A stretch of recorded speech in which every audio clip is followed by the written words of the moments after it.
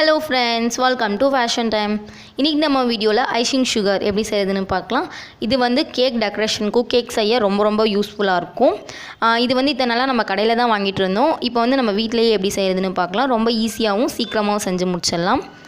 அதுக்கு முன்னாடி நீங்கள் இன்னும் நம்ம சேனலை சப்ஸ்கிரைப் பண்ணலன்னா சப்ஸ்கிரைப் பண்ணிக்கோங்க. கூடவே வேறு பெல் ஐக்கானையும் கிளிக் பண்ணிக்கோங்க. அப்போ தான் நான் போடுற வீடியோஸ் எதுவாக இருந்தாலும் உங்களுக்கு சுட நோட்டிஃபிகேஷனாக வரும். இதுக்கு தேவையான பொருட்கள் நான் இன்றைக்கி 1 கப் சுகர் எடுத்திருக்கேன். உங்களுக்கு தேவைப்பட்டால் நீங்கள் எக்ஸ்ட்ரா கூட எடுத்துக்கலாம். 1 கப் சுகருக்கு 2 டேபிள் ஸ்பூன் கார்ன்ஃப்ளவர் கரெக்டாக இருக்கும். சப்போஸ் நீங்கள் 2 கப் சுகர் எடுக்கிறீங்க அப்படின்னா 5 டேபிள் ஸ்பூன் கார்ன்ஃப்ளவர் கரெக்டாக இருக்கும்.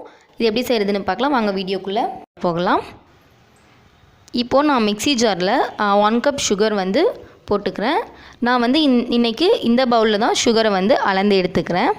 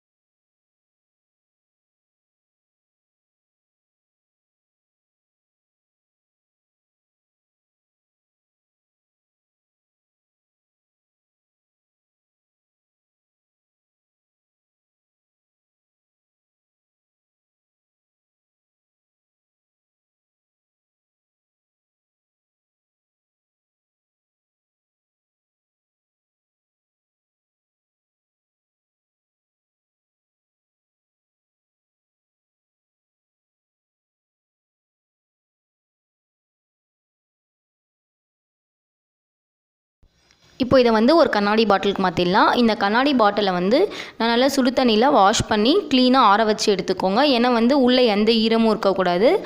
ஈரமாக இருந்ததுன்னா சர்க்கரை வந்து ஒரு மாதிரி கரைஞ்சி சீக்கிரமாக கெட்டுரும். அதனால தான். இப்போ இதை வந்து இதில் போட்டுடலாம். இந்த சுகரை வந்து அப்படியே வந்து நம்ம நிறைய நாள் ஸ்டோர் பண்ணி வச்சுக்கலாம். தேவைப்படும் போதெல்லாம் அரைக்கணும் அப்படின்ற அவசியம் இல்லை. அதனால கொஞ்சம் நிறைய பண்ணி ஸ்டோர் பண்ணிக்கோங்க. அவ்வளோதான், நம்ம ஐசிங் சுகர் தயாராகியாச்சு. உங்களுக்கு இந்த வீடியோ பிடிச்சா ஃபேஷன் டைமுக்கு சப்ஸ்கிரைப் பண்ணுங்கள். உங்கள் ஃப்ரெண்ட்ஸோட இந்த வீடியோ ஷேர் பண்ணுங்கள். என்னோட குறைகள் ஏதாவது இருந்தால் கமெண்ட் பண்ணுங்கள். இந்த மாதிரி நான் ரெசிபீஸ் வீடியோஸ் பண்ணணும் அப்படின்னா கமெண்ட்டில் சொல்லுங்கள். நான் ட்ரை பண்ணி கண்டிப்பாக பண்ணுறேன். அது வரையும் பாய்.